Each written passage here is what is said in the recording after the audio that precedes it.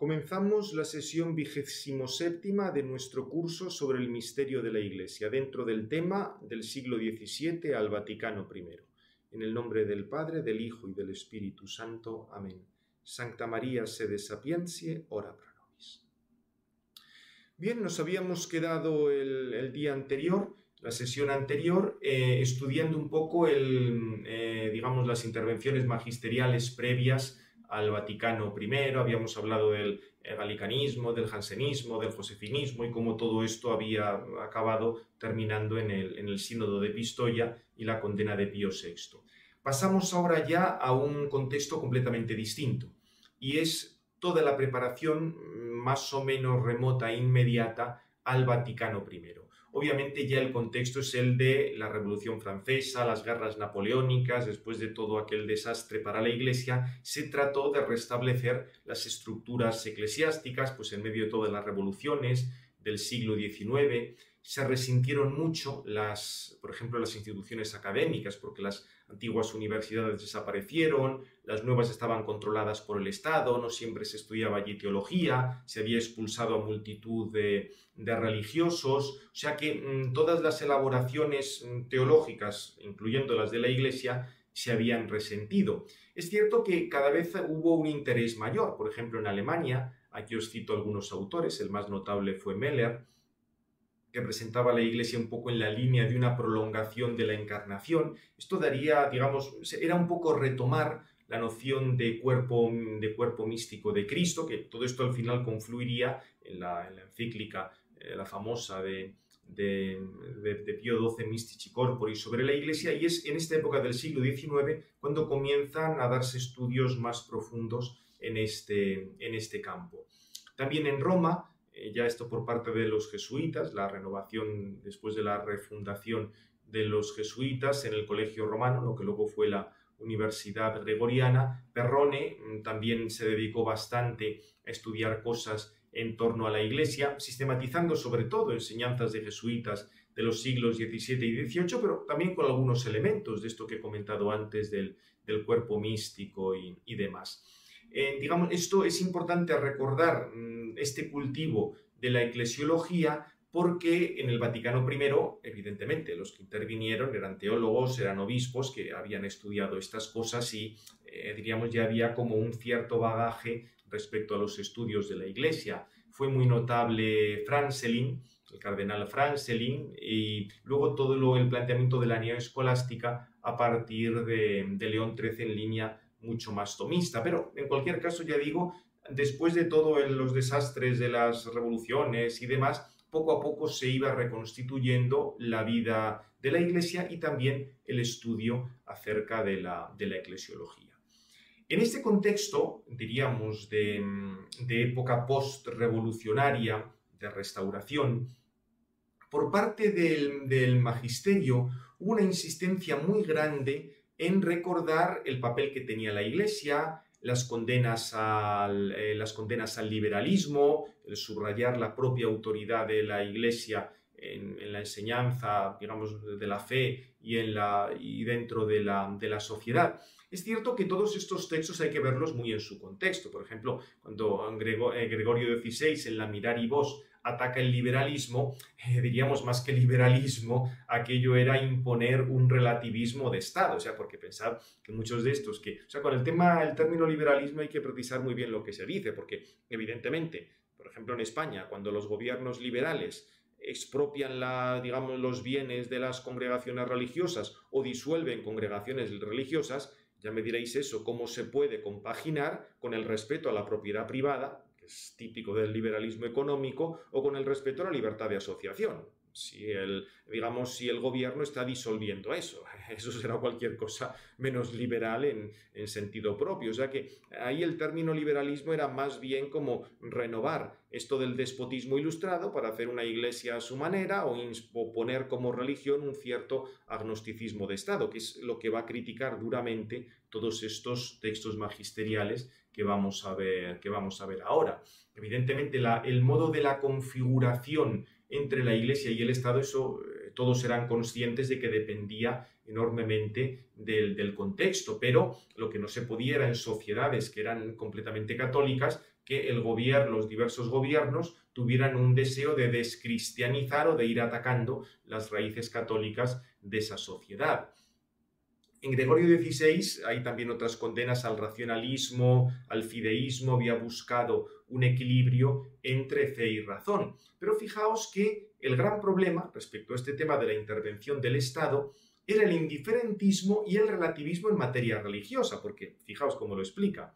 Tocamos ahora otra causa productora de males, por los que deploramos la presente aflicción de la Iglesia, a saber, el indiferentismo, es decir, aquella perversa opinión que por engaño de hombres malvados se ha propagado por todas partes de que la eterna salvación del alma puede conseguirse con cualquier profesión de fe, con tal que las costumbres se ajusten a la norma de lo recto y lo honesto. Fijaos que en cierto modo esto era lo de la religión dentro de los límites de la razón, y decir que, bueno, pues sí, se puede salvar cualquiera con tal de que sea buenecito. El Papa dice no. Para salvarse hace falta la religión que Cristo ha establecido. Y fijaos que esto tiene luego repercusiones sociales.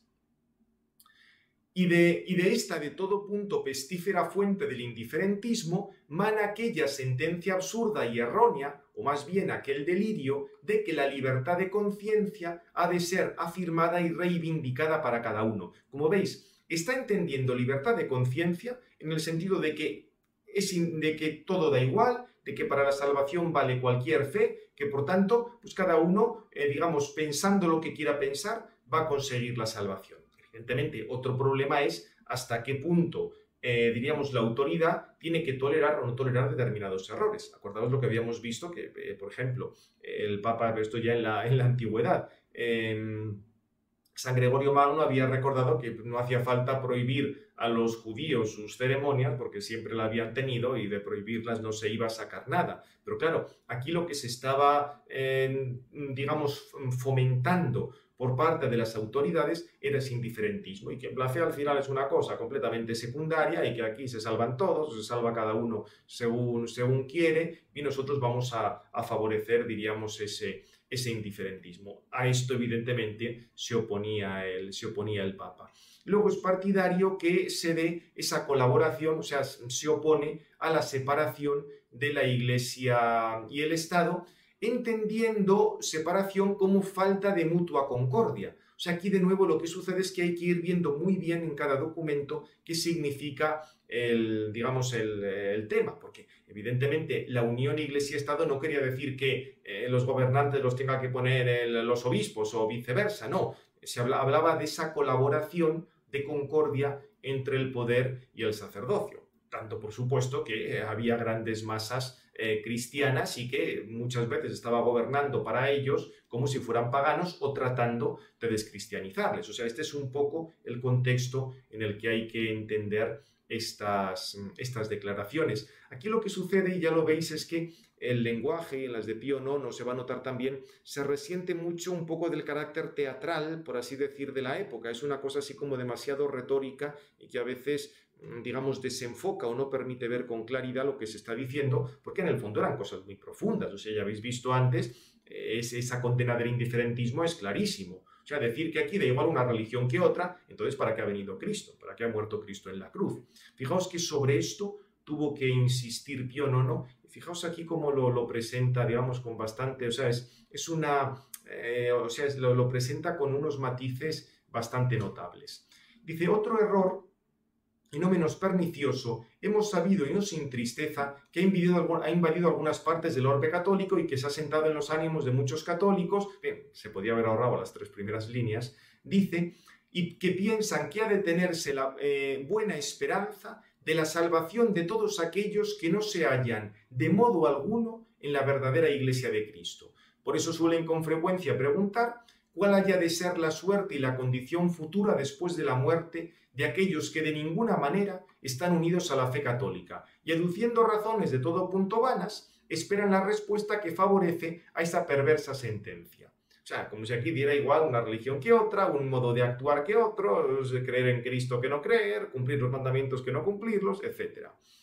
Lejos de nosotros, venerables hermanos, atrevernos a poner límites a la misericordia divina que es infinita, lejos de nosotros querer escudriñar los ocultos consejos y juicios de Dios, que son abismo grande y que no pueden ser penetrados por humano pensamiento. O sea, el Papa dice, sí, Dios puede tener misericordia, no sabemos exactamente lo que hay en el corazón de cada uno, dice luego, pero por lo que a nuestro cargo, nuestro apostólico cargo toca, queremos excitar vuestra preocupación y vigilancia pastoral para que con cuanto esfuerzo podáis, arrojéis de la mente de los hombres aquella a la vez impía y funesta opinión de que en cualquier religión es posible hallar el camino de la eterna salvación. Mostrad con aquella diligencia y doctrina en que brilláis a los pueblos encomendados, a vuestro cuidado, cómo los dogmas de la fe católica no se oponen en modo alguno a la misericordia y la justicia divinas. O sea, dice, hay que recordar que hace falta la Iglesia para la salvación. Dice, en efecto, por la fe debe sostenerse que fuera de la Iglesia Apostólica Romana nadie puede salvarse, que esta es la única arca de salvación, que quien en ella no hubiera entrado perecerá en el diluvio. Pero inmediatamente dice, sin embargo, también hay que tener por cierto que quienes sufren ignorancia de la verdadera religión, si aquella ignorancia es invencible, no son ante los ojos de Dios reos por ello de culpa alguna. Con lo cual dice, sí, que ciertamente existe la ignorancia invencible, hay gente que no ha conocido otra cosa y que también la gracia de Dios le puede llegar ahí, dice.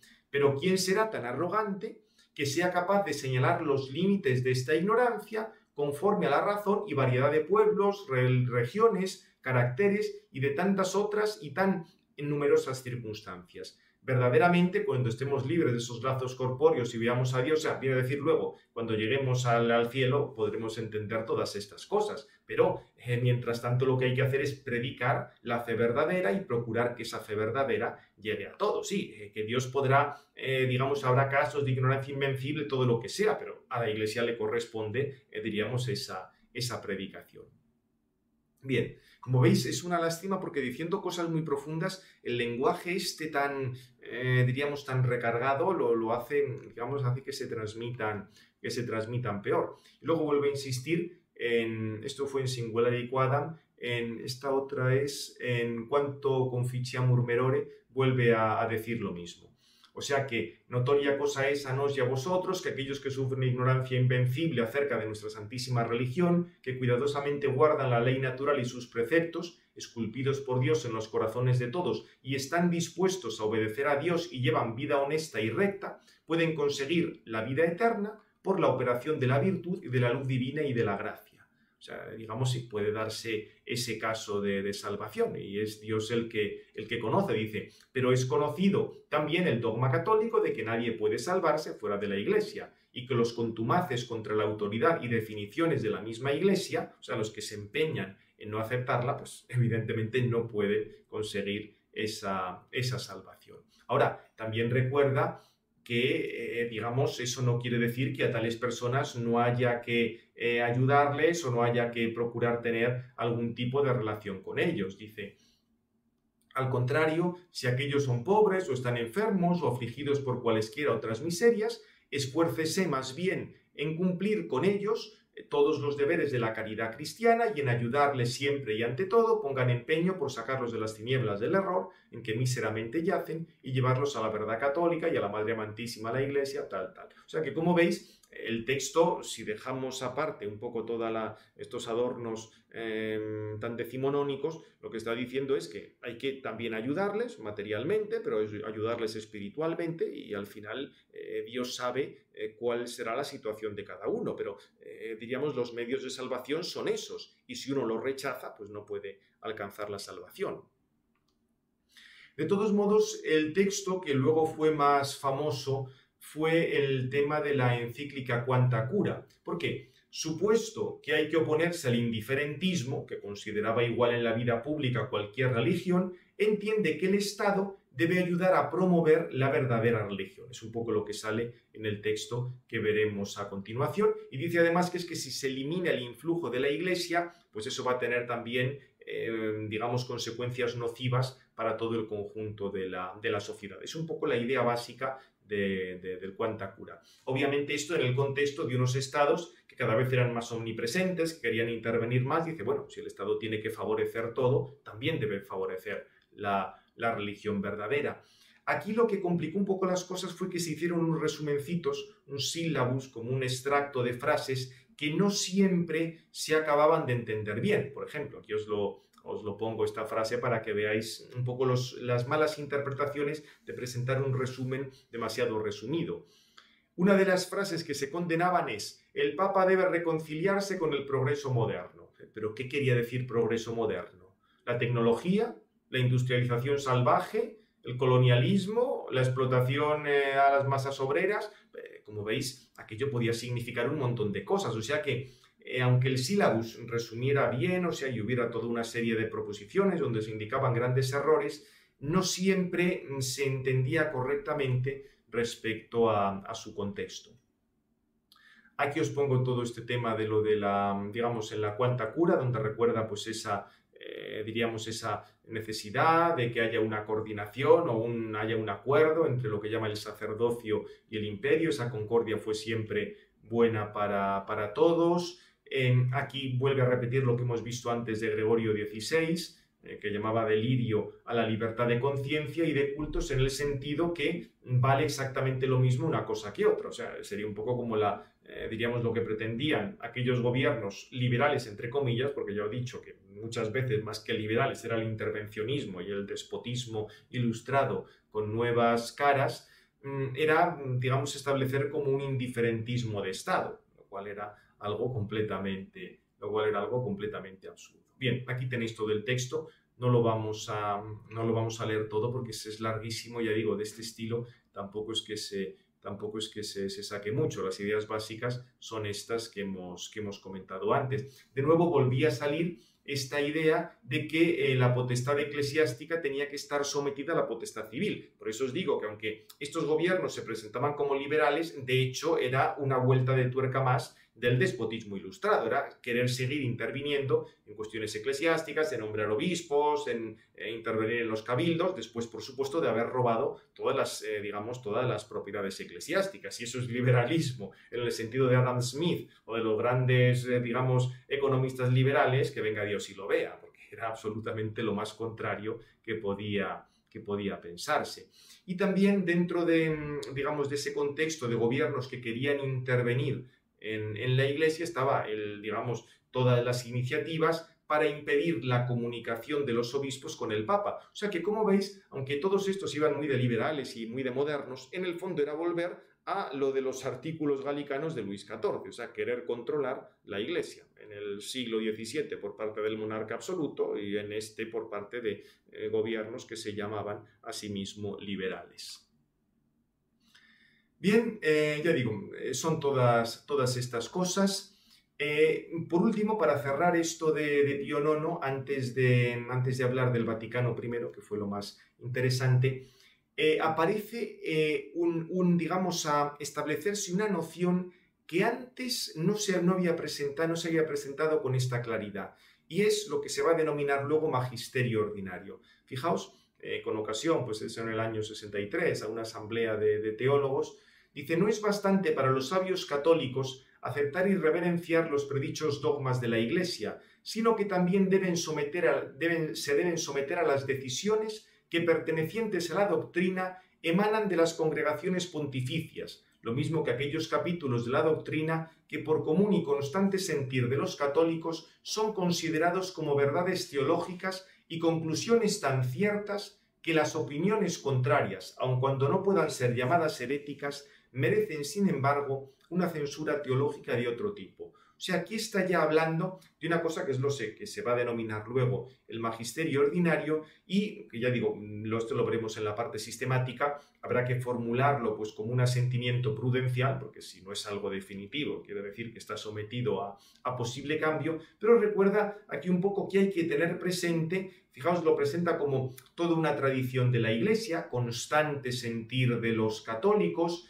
Habla, por tanto, de esa tradición teológica, de ese sentir que viene y de las decisiones que puedan emanar las congregaciones pontificias. Cuando se entiende, resuelven una controversia, establecen un tema sobre el que ha habido discusión, establecen algún punto, aunque no se trate de un juicio definitivo y, por tanto, infalible. Bien, pero esto, ya digo, lo veremos, nos saldrá alguna cosa más Pío XII volverá a insistir en esta cuestión y lo veremos luego en el mismo Concilio Vaticano II, cuando hable del magisterio auténtico.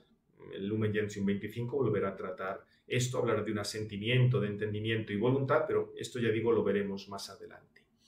Y digamos, después de haber comentado esto, aunque sea tan brevemente, porque repito, el análisis de estos textos nos llevaría muy muy lejos, vamos a pasar a lo que es el punto fundamental, la Constitución Pastor Aeternus del Vaticano II, que es el gran acontecimiento eclesial del siglo XIX.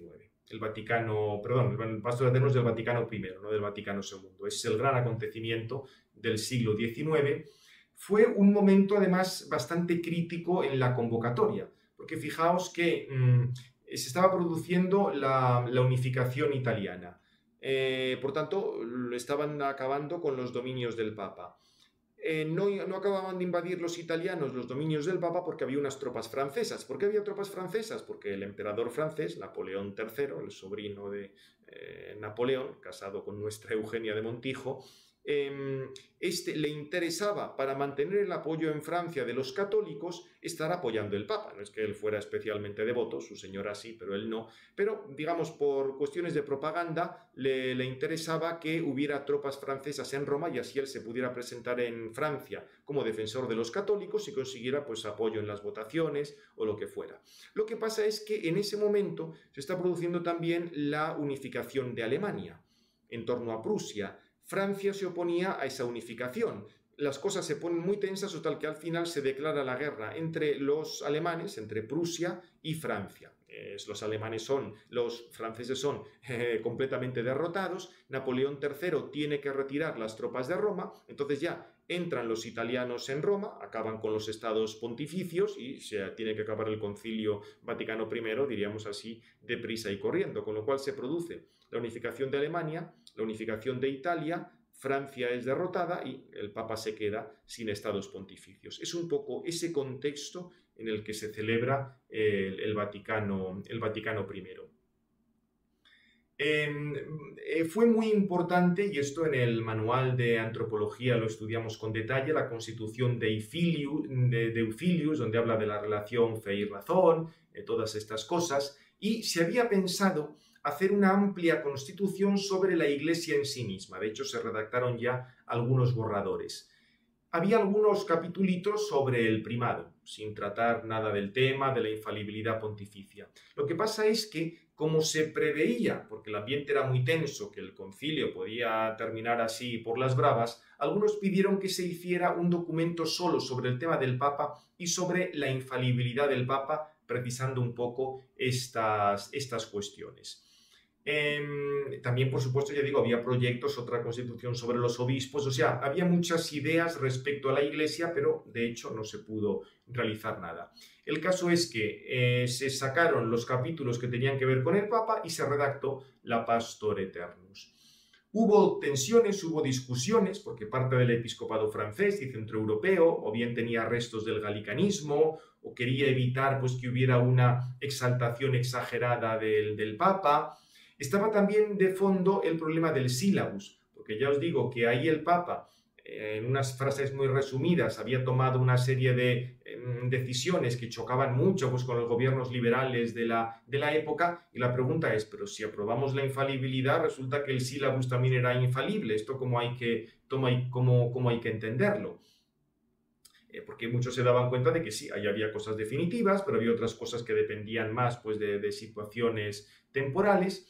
El caso es que, digamos, al final se hizo esta constitución que tiene una estructura muy, muy clara. Los 3 primeros capítulos hablan del primado de jurisdicción, qué quiere decir que el Papa tiene el primado de jurisdicción, y el cuarto en torno a la infalibilidad.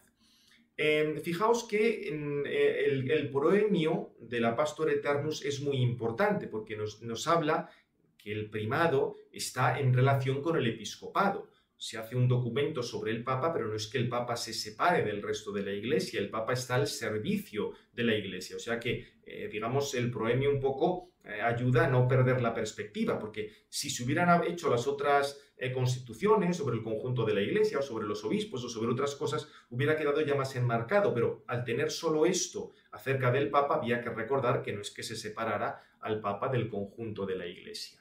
La estructura es parecida al sistema de Trento, digamos, una enseñanza, una doctrina y luego resumida en un canon. Y la estructura de los 3 primeros capítulos es sencillísimo. Primero se recuerda el papel que ha tenido Pedro entre los apóstoles, en el segundo se dice que ese papel de Pedro ha pasado a los sucesores como obispos de Roma, y en tercer lugar se dice en qué consiste esa jurisdicción universal del Papa. O sea que el capítulo primero lo tenéis aquí, todas las citas bíblicas típicas y el canon. Si alguno dijere que el bienaventurado Pedro apóstol no fue constituido por Cristo Señor, príncipe de todos los apóstoles y cabeza visible de toda la Iglesia militante, o que recibió directa e inmediatamente del mismo Señor nuestro Jesucristo solamente primado de honor, pero no de verdadera y propia jurisdicción, sea anatema. O sea, recuerda que el apóstol San Pedro tenía esa auténtica jurisdicción. Atención, porque jurisdicción no es que hiciera un derecho canónico para los otros apóstoles, no, jurisdicción es que podía dar algún mandato que obligaba en conciencia. Eso no quita, como sabemos ya por la historia, que el mismo San Pablo le tuviera que corregir en alguna ocasión, ni eso hacía que fuera impecable, ni ninguna cosa de estas, sino simplemente que era como el último tribunal de apelación, por decirlo de alguna manera. Podía dar un mandato que obligaba en conciencia, se entiende, con las condiciones habituales de ese tipo de cosas. El segundo capítulo, ya digo, es consecuencia del anterior. Aquí se dice que en ese ministerio de San Pedro ha sido sucedido por los obispos de Roma. Si alguno pues dijere que no es de institución de Cristo mismo, es decir, de derecho divino, que el bienaventurado Pedro tenga perpetuos sucesores en el primado sobre la Iglesia universal, o que el romano pontífice no es sucesor del bienaventurado Pedro en el mismo primado, sea anatema. O sea, como veis, la enseñanza también era muy sencilla. Más compleja, en cambio, es la enseñanza del capítulo 3, porque aquí se trata de precisar un poco cuál es la naturaleza y cuál es el alcance del primado. Se va a recoger una terminología jurídica medieval, es una potestad ordinaria, en virtud del cargo, no por delegación, como habían dicho los josefinistas o los febronianos, es inmediata, llega inmediatamente a los fieles y pastores, y en ese sentido sería episcopal. O sea, no es que si el Papa va a confirmar a alguien en una diócesis tenga que pedir permiso. O sea, digamos, puede actuar casi como si fuera un obispo. Pero se va a decir que no es que el Papa quede convertido en superobispo de todas las diócesis, sino que queda pues como un elemento también importante dentro de la misma diócesis. Que no se puede impedir la comunicación entre el Papa y los obispos, como querían hacer algunos gobiernos de la época, y que diríamos que los soberanos temporales tampoco tenían que intervenir en estas cosas. Y fijaos, vamos a ir directamente al canon. Tenéis aquí toda una serie de explicaciones que son interesantes, pero no nos podemos detener en ellas. Fijaos en el canon porque van a salir cosas, lo vais a detectar inmediatamente, a las que habíamos hecho referencia en la sesión anterior al hablar de los artículos galicanos. Dice, así pues, si alguno dijere que el romano pontífice tiene solo deber de inspección y dirección, pero no plena y suprema potestad de jurisdicción sobre la Iglesia universal, no solo en las materias que pertenecen a la fe y a las costumbres, sino también en las de régimen y disciplina de la Iglesia difundida por todo el orbe, o que tiene la parte principal, pero no toda la plenitud de la suprema potestad, esta frase estaba directamente en los artículos galicanos, y se condena aquí. La parte principal en latín es las potiores partes, lo principal, o sea, como si el Papa tuviera lo principal, pero no tiene esa plenitud de potestad, con lo cual le haría falta pues que no solo que dijeran algo, sino que también los otros obispos lo dijeran, ¿no? Lo que habíamos visto en el sínodo de Pistoia, que un sínodo diocesano tuviera que confirmar lo que decía el Papa. O sea, el Concilio Vaticano I dice que eso no es así. Dice o que esta potestad suya no es ordinaria e inmediata, tanto sobre sobre todas y cada una de las iglesias, como sobre todos y cada uno de los pastores y de los fieles, sea anatema. O sea que, por tanto, el Papa tiene esa jurisdicción suprema. Os apunto aquí que es suprema y no absoluta, porque algunos, y en eso consistió el espíritu del Vaticano I, se pasó de ver al Papa, pues como ese tribunal último de apelación, como esa jurisdicción suprema que no hay otra por encima, a considerarla absoluta, como si cualquier cosa que dijera el Papa, por el hecho de haberlo dicho, ya obligue o sea verdad. No, es suprema, tiene un campo, tiene un margen, y eso lo vamos a ver ahora al hablar del magisterio infalible, porque este fue, digamos, el punto que más se discutió. Todos sabían que había habido intervenciones de los papas donde se habían dicho cosas que eran heréticas, como el caso de Honorio o el caso de Juan XXII, fueron los más, digamos, los más extremos. Por eso se insistió mucho en que esta infalibilidad solo correspondía a definiciones ex cátedra, no a definiciones de rango menor. Por eso, además, fijaos, veremos luego, los últimos párrafos está, cuando el romano pontífice habla ex cátedra, como pastor y doctor de todos los cristianos, al tratar una doctrina de fe y de costumbres de manera definitiva, goza de la misma infalibilidad que tiene la Iglesia. Atención, porque este matiz era importante. No dice que esas definiciones o esas determinaciones del Papa sean infalibles, no. Dice que tiene la misma infalibilidad que tiene la Iglesia. El problema es, ¿qué infalibilidad tiene la Iglesia? Pues eso se iba a haber tratado en un documento que al final no salió. Con lo cual, como veis, esta definición, que puede parecer así como que le da un enorme poder al Papa, en realidad era muchísimo más limitadora de lo que parece. De hecho, ya os digo que había muchos obispos que querían que no se exageraran las cosas y que se mantuviera esta definición dentro de los límites de la verdad, no que hubiera así como aclamar al Papa como si fueran los fans que chillan ante el que viene, sino recordar cuál era el ministerio propio del Papa. Hay aquí toda una serie de textos, referencias a concilios. Bien, aquí es donde viene la definición. Así pues, no, siguiendo la tradición recogida desde el principio, para la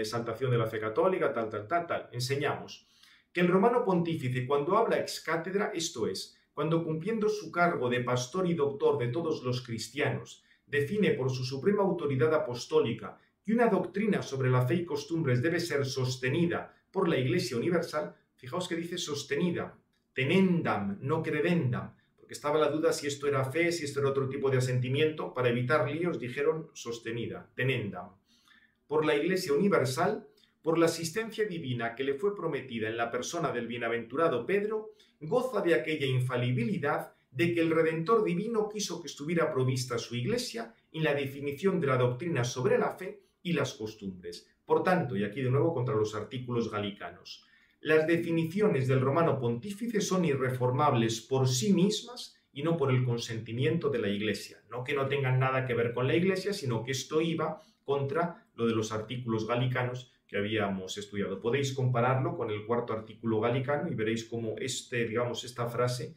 va contra aquel artículo. Fijaos, es notable, no dice que el Papa tenga una inspiración como la inspiración de la Escritura, sino simplemente habla de una asistencia. El Espíritu Santo le asiste para que no se equivoque. ¿Y cómo es esa infalibilidad? Pues es la infalibilidad de la Iglesia. Claro, la pregunta era, ¿hasta dónde se extiende la infalibilidad de la Iglesia? Es obvio que incluía verdades reveladas, lo que pertenece directamente al depósito de la fe. Pero otras enseñanzas que no son directamente, sino que están indirectamente en el depósito de la fe, o que hay esa conexión tan fuerte, sobre esas cae la infalibilidad o no cae. Simplemente con este decreto no podemos responder. En el Vaticano II, en concreto un obispo español, don Fidel García Martínez, quiso que se hubiera precisado esto, que se hubiera dicho exactamente cuál era el marco de esa infalibilidad.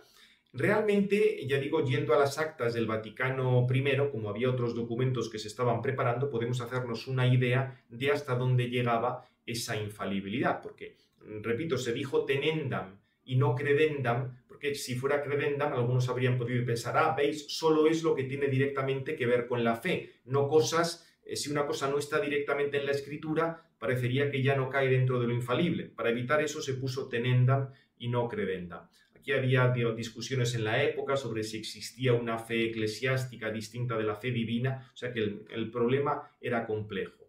En cualquier caso, Gasser, el obispo relator de este capítulo, recordó que si el Papa decía una cosa, que digamos una doctrina, que no eran directamente, no tenía la certeza de fe, tampoco que, digamos, el que lo negara no sería hereje, pero no por ello dejaría de cometer un grave pecado. O sea que ya en la misma explicación había toda una serie de límites a esto.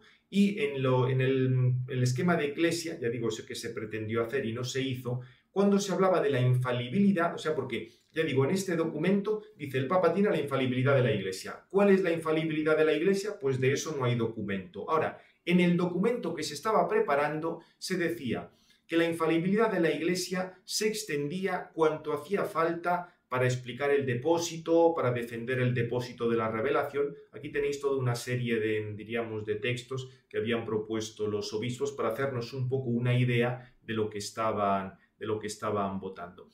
Como os he explicado esto, en Lumen Gentium 25 se precisó cuál era el margen, cuál era el ámbito de esa infalibilidad, pero básicamente es lo que está contenido en la palabra de Dios y lo que hace falta para explicarlo o para defenderlo. Te digo, aquí tenéis algunas de los textos, las diversas fórmulas propuestas, pero esto no dejaba de ser parte de las actas, o sea, esto no se llegó a aprobar y no se llegó a definir en cuanto tal, pero nos ayuda a entender un poco el sentido que tenía esto en el Vaticano I. Aquí os recuerdo que algunas frases, lo de que es infalible por sí mismo y no por el consentimiento de la Iglesia, es simplemente contra el tema galicano. También muy importante, recordar que cuando se presentó esto, Gasser, el que presentó el que explicó esto, estaba presentando continuamente los límites. Y es curioso porque algunos de los más ultrapapalistas decían que la infalibilidad, pues como que había quedado muy restringida. Parecía que había cosas, o sea, por ejemplo, alguno de los cardenales de la época dijo, con esto que hemos aprobado no queda claro si las canonizaciones son infalibles o no lo son, porque no se está diciendo explícitamente. Lo que pasa es que, claro, hay que hacer un equilibrio porque unos eran muy devotos de aprobar todo lo que dijera el Papa y otros eran más bien críticos, con lo cual por eso se mantuvieron en una cierta prudencia, bueno, vamos a decir lo fundamental, y aún así pensar que bastantes obispos no quisieron estar en la votación y se fueron antes de Roma para no estaban de acuerdo porque no lo veían oportuno, pensaban que iba a ser malinterpretado, o sea que no dejó de haber tensiones. Pero en cualquier caso, como veis, la misma definición de la infalibilidad no es que todo lo que diga el Papa ya es infalible y ya todo es como de fe. No. Hay toda una serie de restricciones que hemos visto. Está restringida respecto al objeto, habla de fe y costumbres, en razón del acto, tiene que ser un acto en el que defina explícitamente. Y también se decía, porque algunos otros habían dicho que con esto era prácticamente hacer al Papa infalible, como había dicho alguno de los autores del Renacimiento, Alberto Piggio, que el Papa ni siquiera particularmente podría errar en la fe. Y la misma Comisión de la Fe dijo que no.